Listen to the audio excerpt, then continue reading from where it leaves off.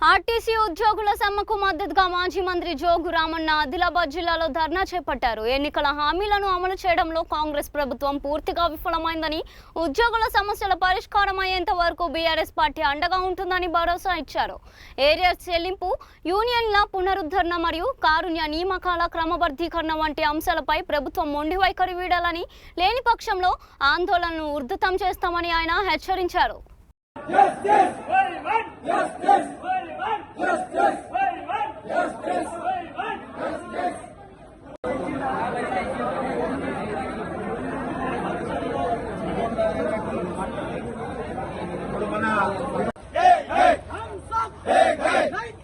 नहीं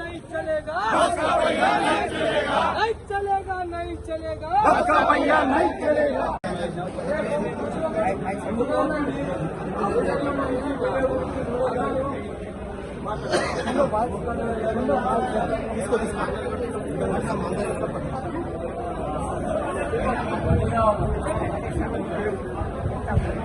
ప్రభుత్వము డిపోకి ఇద్దరిని వెల్ఫేర్ బోర్డు మెంబర్ గా నియమించడం జరిగింది.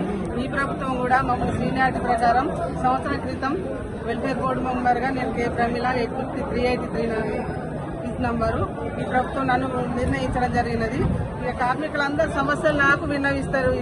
యూనియన్స్ ఏం లేవు కాబట్టి మేమున్నాం కాబట్టి మాకు వినిపిస్తారు. అక్కడ యాజమాన్యం చెప్తే వాళ్ళు సరిగా పట్టించుకోవడం లేదు. ఇక్కడ వీళ్ళు చెప్పడం ఇక మీరు ఎందుకు ఉండే అని చెప్పి ఇంతకు ముందే నేను చేయాలనుకున్నాం. ఎందుకంటే మాకు కూడా కొన్ని సమస్యలు ఉన్నాయి కాబట్టి అందుకని మేము రాజీనామా చేయాలని నిర్ణయించుకున్నా. ఈ రోజు సమయం వచ్చింది కాబట్టి అందరి ముందు ధైర్యంగా నేను రాజీనామా చేయాలని అనుకున్నాను. రాజీనామా చేసిన దీనివల్ల మాకేం ఫలితమేం లేదు. ఒక సంతకాలు తప్ప ఇంకేం చేయడం లేదు. మేము ఉన్నది సంతకాల కోసం అంతే. మేము చెప్పినవి కూడా ఎవరేం పట్టించుకోవడం లేదు. ఇక్కడ యాజమాన్యంతో, అక్కడ మా ఎంప్లాయీస్ తోని, కార్మికులతోని మేమందరం వడికత్తలో పోగలాగలే ఉన్నాం. కానీ మేము నలిగిపోతున్నాం తప్ప మా బాధలు ఇంకెవరికేం చెప్పుకోవడం లేదు. అందుకని మనస్ఫూర్తిగా నేను రాజీనామా ఇంతమందిలో ఇవ్వాలని తలుచుకున్నాను. ఈరోజు సమయం వచ్చింది కానీ